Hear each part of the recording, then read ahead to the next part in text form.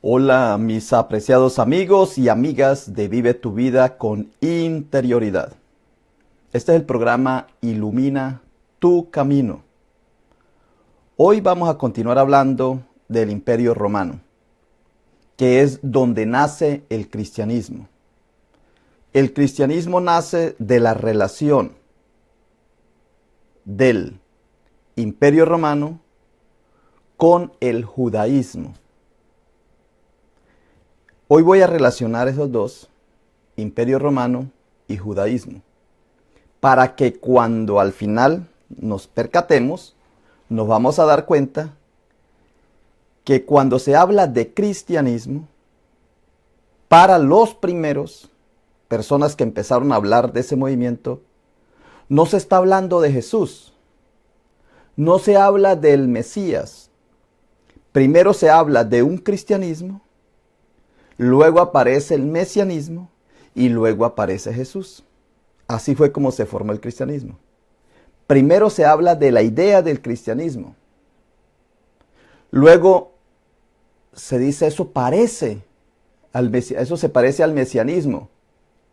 Y luego se habla del personaje Mesías, o del Cristo, o del Jesús. Al final es que se crea el personaje. Pero primero nace la idea. Primero viene la idea. Y eso es bíblico. Si lo buscamos en la Biblia, primero nace la idea de un Salvador, hay una necesidad, se presenta una necesidad, es prioritario salir de ese conflicto. ¿Y quién puede solucionar eso? Pues alguien que venga con responsabilidad, ungido, Cristo, Mesías. Y luego, entre todos esos que vinieron, pues hay uno que se destaca. Porque en la época de Jesús, muchos se presentaron como el Mesías, como el que venía. Y así es como aparece el cristianismo. Voy a volverlo a repetir. O a reiterar. Repetir dice la gente, qué cansón. No, voy a reiterarlo para que tú sepas cómo nace lo que hoy tenemos como religión. Lo que hoy tenemos como una religión que llamamos cristiana, cristianismo. Vea que el personaje central del cristianismo es llamado Jesús. También se le llama Jesús, se le llama Emanuel, se le llama Jesucristo, se le llama Mesías. ¿Qué tiene que ver todos esos nombres? ¿Por qué tantos nombres? Porque hay diferentes corrientes. Hay una necesidad que es vivir en paz. El Imperio Romano está en conflicto, está en decadencia, quiere surgir, quiere mantenerse, porque recuerda que el Imperio Romano empezó primero como reinado, como monarquía. Luego pasa a república, imitando un poco a los griegos. Y después se da cuenta que es necesidad del imperio. Pero para sostener el imperio es muy complicado. Porque la gente no va a querer. Imagínense, después de estar liberado en democracia, pues llegar al imperio otra vez es como volver hacia atrás. Y ellos no quieren, pero sin embargo ven una solución. Por ahí como una salida al conflicto. Y entre los más belicosos, entre las personas que más están ahí trabajándole al proyecto y que están reaccionando en ese momento, en esa época de la historia, son los que llamamos los judíos, los de Canaán. Ahí están, en conflicto. Y la bendición es que algunos del judaísmo pasan al romanismo. Algunas personas, como en todos los lugares, las personas cambian de lugar o cambian de posición. Los aliados se vuelven en contra de los aliados. O sea, los de un bando se pasan al otro. Hoy día todavía se ve, en política se ve mucho eso. Pues sucede que algunas personas que estaban defendiendo la posición judía se pasan a los romanos y empiezan a hacer la conexionalidad. Entonces, ¿de dónde nace lo que hoy llamamos cristianismo? Nace de la idea, pónganle atención, idea, que se escribe primero, nace de la idea de el pensamiento mesiánico, del pensamiento judío. De ahí nace unas personas que tienen todo el bagaje, todo el conocimiento de lo que significa el judaísmo y de lo que significa el mesianismo, porque ellos nacen ahí, se crían ahí, son personas judías, saben el conflicto y se pasan al Imperio Romano. Y se dan cuenta que en el Imperio Romano están creando prácticamente lo mismo, porque están pasando de la república, que es el Senado, al imperio. Entonces tiene que haber un personaje. Y como ellos, ese Imperio Romano tiene relación con Egipto, no van a tener otra idea diferente a la posición del faraón Egipto. Que el faraón Egipto dice que el faraón Egipto es el que representa a Horus. Que Horus es el hijo de Osiris y de Isis.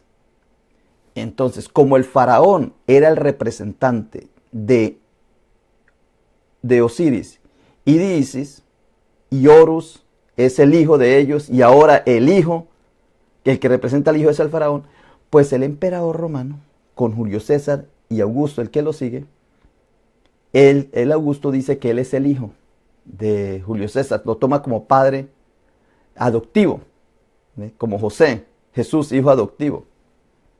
Y como padre adoptivo, entonces es que empiezan ellos a crear el imperio.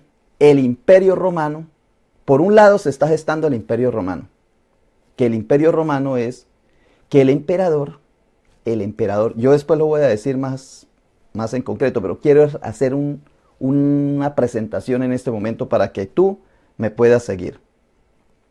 En ese momento de la historia, en que nace lo que hoy día llamamos cristianismo, en ese instante se está gestando, está pasando Roma de la república al imperio. Está gestándose. Hay que darle credibilidad al emperador. ¿Y cómo se le da credibilidad al emperador? Ellos, lamentablemente o casualmente, tienen relaciones, es con Egipto.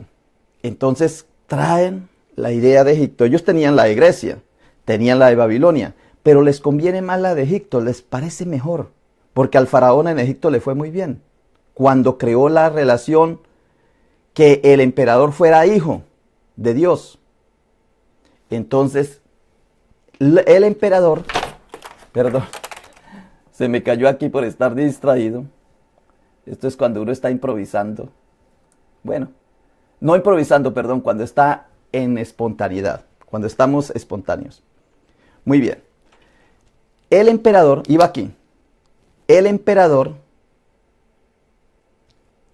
romano quiere mantener el poder y va a la historia y se da cuenta que el poder se mantiene si él toma las mismas ideas de Egipto. ¿Cómo se sostuvo el faraón Egipto que le fue tan bien? El faraón Egipto se sostuvo cuando el pueblo lo reconoció como hijo de Dios. En el judaísmo no había esa idea, aunque la conocían, porque ahorita vamos a ver cómo ellos recorrían todo ese lugar. Pero en la Biblia del Antiguo Testamento no se habla de hijo de Dios.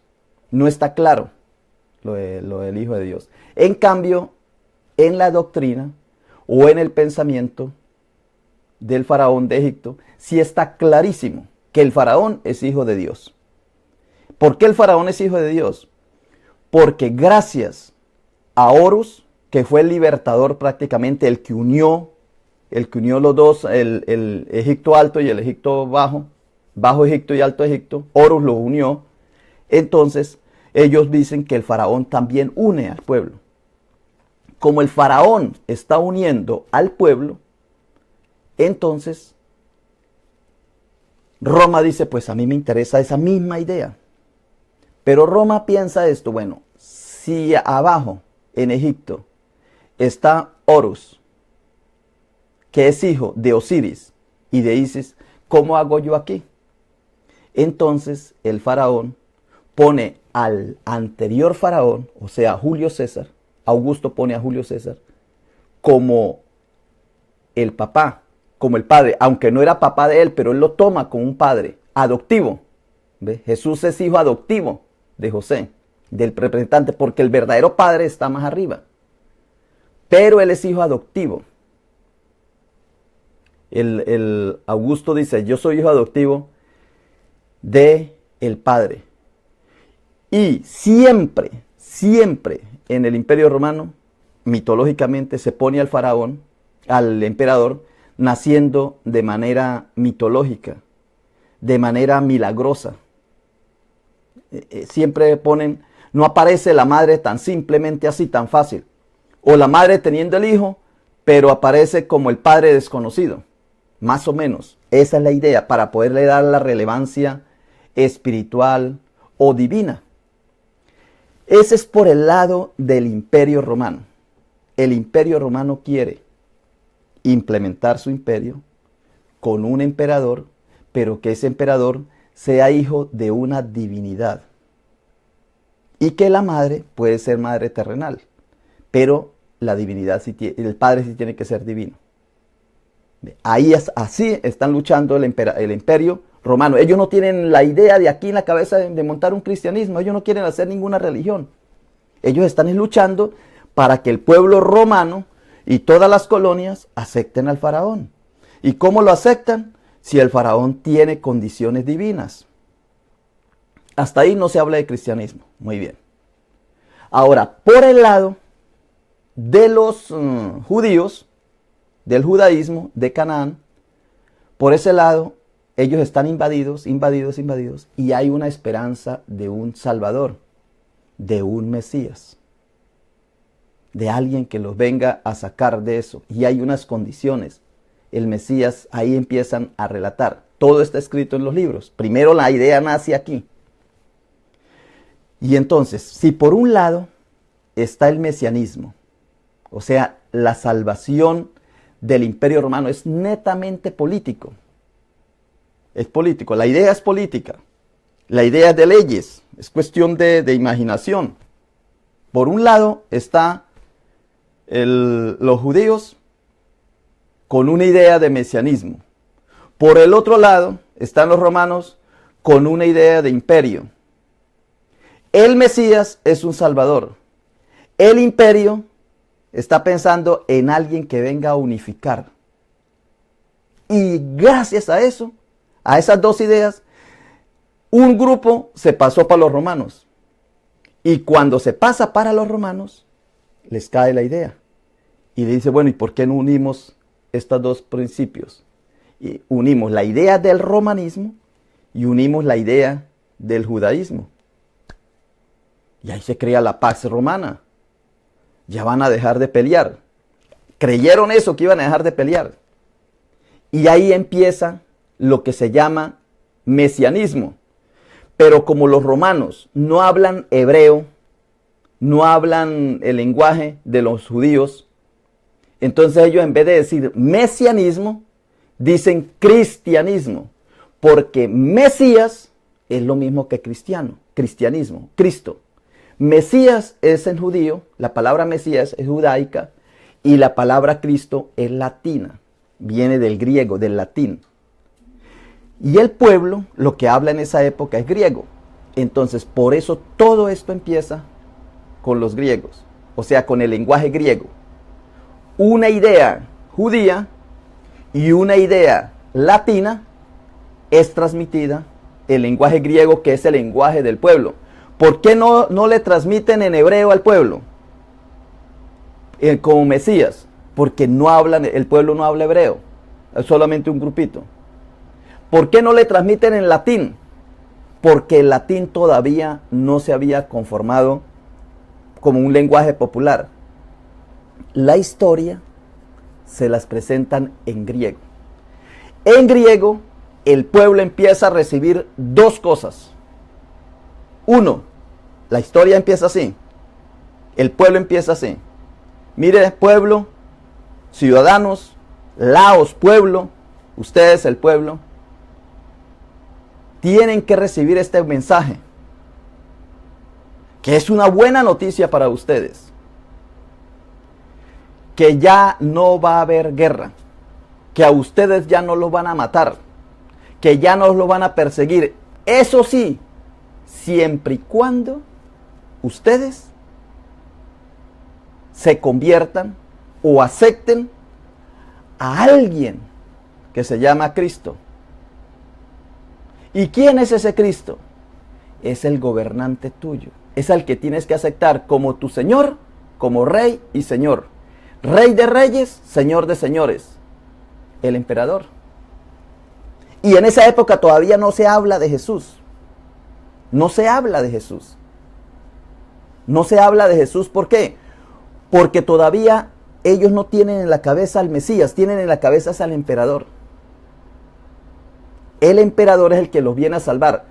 Judíos, si ustedes aceptan a Cristo, o sea, al ungido, ustedes van a tener paz. Y como los judíos saben que va a venir un Mesías, pues se les viene en la cabeza que eso es el Salvador, es el Mesías. O sea que el Mesías es el emperador. Y como los romanos, el pueblo romano que viene de la república, quiere que haya paz, no quiere ser perseguido, porque los romanos mataban a los romanos porque no aceptaban al emperador. La guerra era romanos contra romanos. Como no aceptaban al emperador, entonces le dijeron, mire, hay un Cristo. Cuando yo digo Cristo en este momento, no lo tienen que relacionar con Jesucristo, con Jesús de Nazaret. Todavía no ha aparecido la imagen de Jesús de Nazaret. Ahí todavía no ha aparecido. Hasta ahí es. Reciban al Cristo, reciban al ungido, reciban al representante divino, al Hijo de la divinidad, al Hijo de Cayo Julio César, a Augusto, el divino, el Hijo de la divinidad. Recíbanlo. Y empieza la propaganda. Empiezan por todo el Imperio Romano. Para los romanos que no aceptan al imperio, le dicen que viene un Salvador. Para el Imperio Romano, para el pueblo romano que no aceptaban al emperador porque ellos venían era de la república, es que es muy fácil entender esto. Primero ellos tenían monarquía, el Imperio Romano, lo que llamamos Imperio Romano, los romanos, que antes nos llamaban romanos, pero ya tenemos que decir que romanos. Tenían una monarquía de los etruscos. Era una monarquía, ellos les enseñaron una monarquía. Vivían como reyes. Pero después, por influencia de los griegos, que eran los que antes los habían conquistado, ellos dicen, es mejor ser un estado, una república, un congreso, unos representantes, un senado, una democracia. Es mejor. Y empezaron a vivir la democracia. Pero empezó a decaer la democracia en el Imperio Romano. Como empezó a caer la democracia, como ahorita estamos, en este momento también la democracia, la gente no vota, ¿sí ve que no votan? Entonces, como empezó a decaer la democracia, fue sobresaliendo alguien, un líder. Y el primer líder fue Cayo Julio César, que simplemente se presentó como un líder político, un líder que les ayudaba a la economía, al comercio. Por ejemplo, una de las cosas de Cayo Julio César fue que les ayudó a los campesinos a pagar todas sus deudas. El campesinado, ¿sí ve? Populista. Y claro, ¿quién no iba a votar por Chávez, el de Venezuela, si les estaba ayudando? ¿Quién no iba a votar por Trump, el de acá, si les prometió que les iba a ayudar? Igualito, es que si tú quieres saber la historia, pienses cómo eres tú, que es el mismo. El ser humano es el mismo ayer, hoy y siempre. No va a cambiar. El ser humano no cambia, es la misma. Que a veces se va por el cerebro racional, otra vez por el cerebro emocional y otra vez por el cerebro reptiliano, pero es el mismo. Entonces es la misma, si tú quieres saber cómo era la época, esa es la misma de hoy. La misma, se matan por lo mismo, pelean por lo mismo, quieren lo mismo, es lo mismo, no ha cambiado. Entonces se presenta ese Cayo Julio César y dice, bueno, aquí hay una salida, aquí les voy a proponer algo. Y la gente se empieza a dar cuenta, sobre todo en el Senado, que va decayendo. Los políticos empiezan a decaer, el pueblo empieza a sobresalir, a aceptar a Julio César, Cayo Julio César. Entonces los políticos empiezan a pelear contra el que está saliendo, el que está poniendo el pecho, y él decide tomarse a Roma. Cayo Julio César, que era uno de los cónsules de alrededor, que ya había conquistado a Francia y a